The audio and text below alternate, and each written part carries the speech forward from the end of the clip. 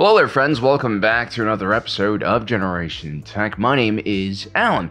One of you guys recently asked me the following question. Why didn't the Republic just make their own droids? Well, good question, smartass. Because the answer will give us a lot of insight on what Chief Palpatine and his master Darth Plagueis were thinking about when they started planning this galaxy-wide war. We oftentimes associate these two with a very ambitious Sith plot to grab control of the Republic by using a fake war to create fear and mistrust in the populace that ultimately eroded the democratic foundations of the Republic, leading to the rise of a militaristic totalitarian dictatorship. But what we sometimes forget as fans is the main reason why the Sith wanted all of this power in the first place is for boobies. The Sith Grand Plan is ultimately focused on revenge. Revenge against the Jedi Order, who cast them out of their organization millennia ago, and then proceeded to hunt and chase them down like rabid dogs. A part of the Jedi's complicated history that the Order prefers to forget. The only problem is when you try to exterminate an entire group of people, well, you better complete the job. Something that the Jedi never really did. There are half a dozen schisms, countless wars, and although the Jedi were victorious after each conflict, a Sith only survived at the end. And that is who Chief Palpatine and Plagueis were, members of the rule of two Sith. Just like Vitiate's hidden Sith Empire, just like the lost Sith tribes, just like the witches of Herbalife, the rule of two Sith watched the Jedi Order from the shadows, hid their presence, and illicit activity through an intricate, decentralized, multi-level scheme, and quietly plotted the downfall of their much-hated rivals, the Jedi. Now, the rule of two Sith were unique in that they were one of the smallest iterations of this faction so far. There are only two at a time. And this was because their founder, Darth Bane, had a deep hatred for the rest of his kind. He believed that by having thousands of members in the Sith Order, that diluted their power, and more importantly, allowed weaker individual Sith to band together to overcome much more powerful and worthy individuals like himself. Thus, the rule of two Sith were always going to be too few in numbers to directly combat the Jedi, like the Sith Empire of old. I mean, there's a reason why I really want to see a live-action Old Republic movie, because we really haven't seen large battlefields full of Force-sensitive combatants. I think Disney's eventually going to have to do this, because just from a cool factor alone, this will be a win. You know, think Game of Thrones, but in Star Wars. Anyway, Darth Plagueis and his own master Darth Sidious were far more controlled and measured than the warrior Sith of the Old Republic period. They didn't seek glory in battle against the Jedi. They were cold and calculated and only interested in victory. They saw the larger picture. And so it mattered not who killed the Jedi as long as they were slain. And so Plagueis and his apprentice Darth Sidious had a brilliant idea. Not only were they going to take over the Republic by using the political system, they would also start a conflict, convince the Jedi to fight in that conflict, and lead an army of the Sith's choosing. And at the last minute, that army would betray the Jedi and execute them in the heat of battle. If carried out properly, the Jedi all across the galaxy would be destroyed in one clean action. Now, the only problem was the Republic didn't have a standing army. They didn't have any enemies to fight, really. There had been no conflict in the galaxy, no major conflict in the galaxy for centuries. The absence of the Sith had created, a true era of peace and stability. The conditions for their Sith Grand Plan had not been created. They needed to shape the galaxy into a more chaotic space, and they needed to raise an army for the Republic. Now, the Sith, especially individuals like Plagueis, were highly distrustful of ordinary people. He viewed them as inconsequential. Even high-level politicians, businessmen, financiers that the rest of the society respected were just pawns in his grand game. Plagueis, like most Sith, enjoyed manipulating people, pulling their puppet strings and seeing how they work. It fascinated intellectual Sith like himself. And his apprentice, Darth Sidious, was arguably even more gifted in this regard. This is why he became the political face of the movement. But Plagueis and Sidious were under no illusion that they could control a large, diverse civilian army and have them execute such a precise and complicated plan to execute the Jedi simultaneously across the galaxy. Especially if the civilian army has been fighting alongside the Jedi on the battlefield and developed a respect for the Jedi, or at least is trauma bonded to them. Although the Sith didn't really understand the meaning of friendship and true brotherhood, They understood how it could threaten their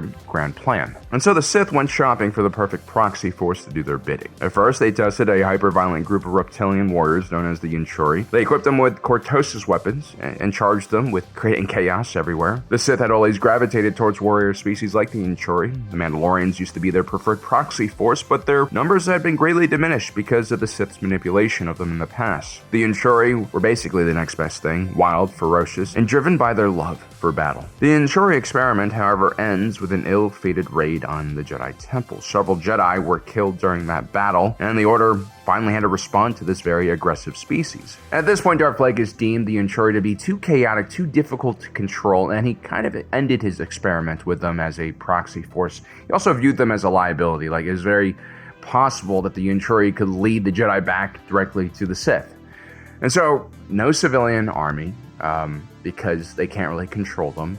No Yunchuri army, because they're a little bit too chaotic and also hard to control. So why not droids? They are loyal to those who program them, and they only do what their masters tell them to do. Why would you engineer an entire clone army to act like droids when the cost and time for creating such an army, was extreme? Well, the Sith have long used droids for assassination purposes. I mean, Revan famously created the HK series during the Old Republic to target his enemies, including the Jedi. But they were always used as tactical tools for specific situations. Droids, for most of history, were actually hated by the populace, and, the presence of entire armies of droids always made people very worried and unsettled. And this wasn't just because of the Separatist droid army's horrific actions during the Clone Wars. The prejudice against droids predated that conflict by several millennia. It always kind of existed. I mean, just like here on Earth, people are naturally distrustful of machine life, sentient life, because I think it's coded in our DNA to be suspicious of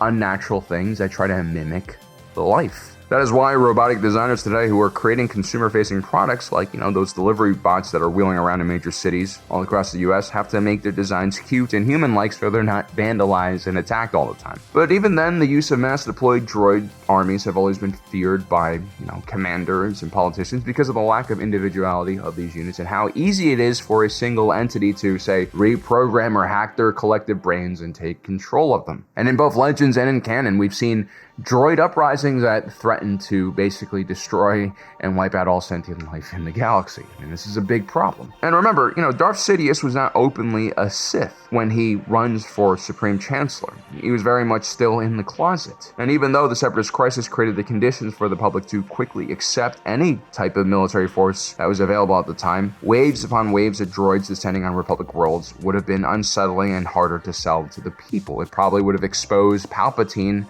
for what he really was much earlier on. People, for better or worse, just don't trust droids, droid armies, and the people who are associated with them. And, the Separatist Alliance were desperate. Like they really had to use a droid army.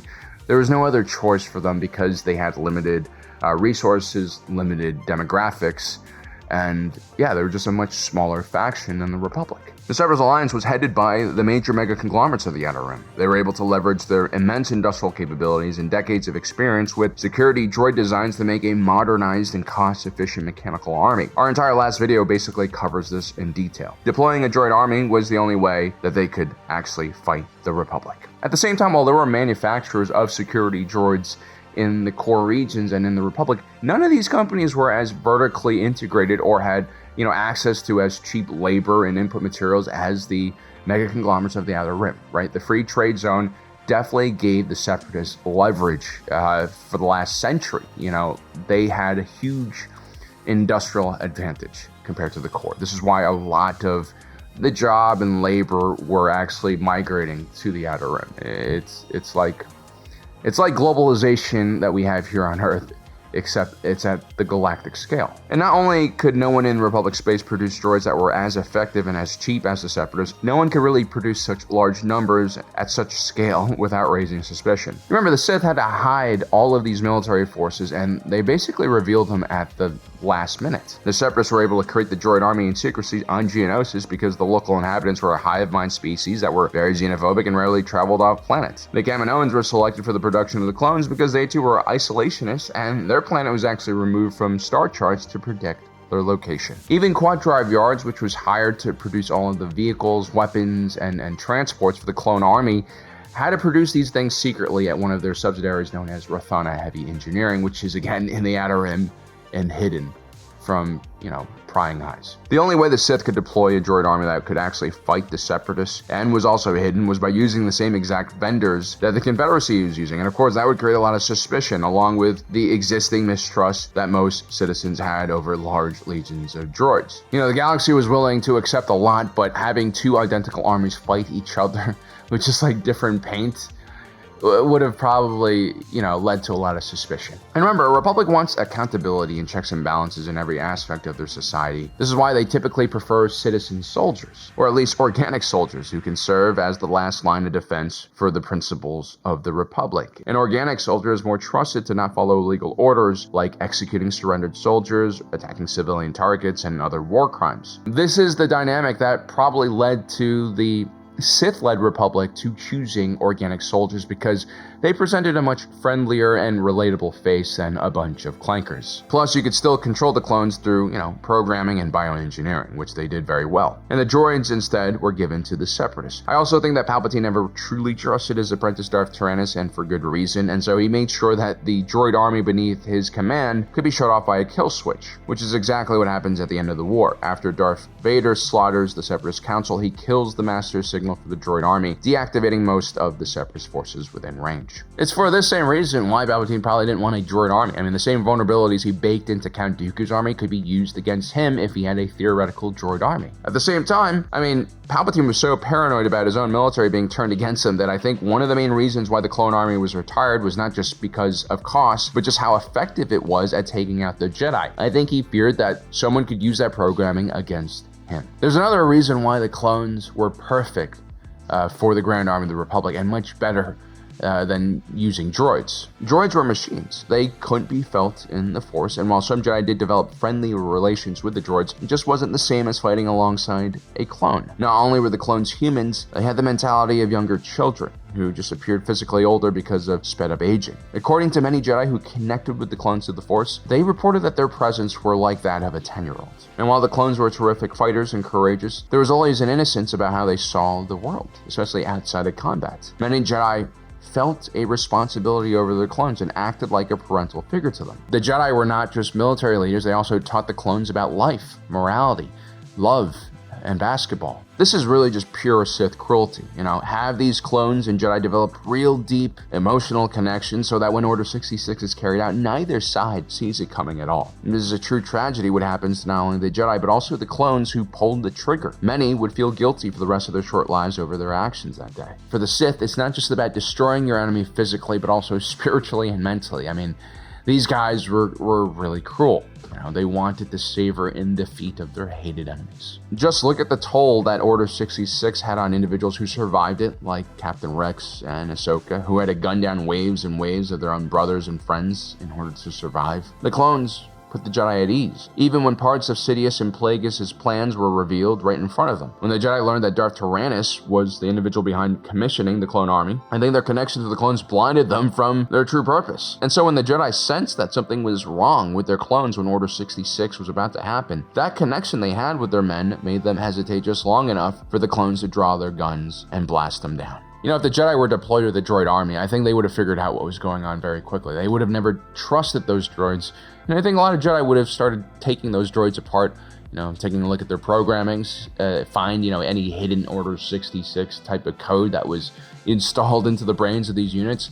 You could even trace back, the model parts to where these droids are being created, and, just like how Obi-Wan Kenobi eventually uncovered both the Kaminoan cloning process and also the Geonosian droid factories, I think a Jedi could figure out where these droids came from and trace the money back to Ego Damask, which was Darth Plagueis' company that funded the whole ordeal.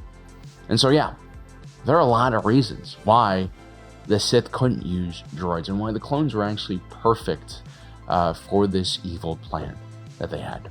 Well guys, I hope you enjoyed today's video. Don't forget to subscribe and hit that notification button down below so you don't miss out on the rest of our awesome content.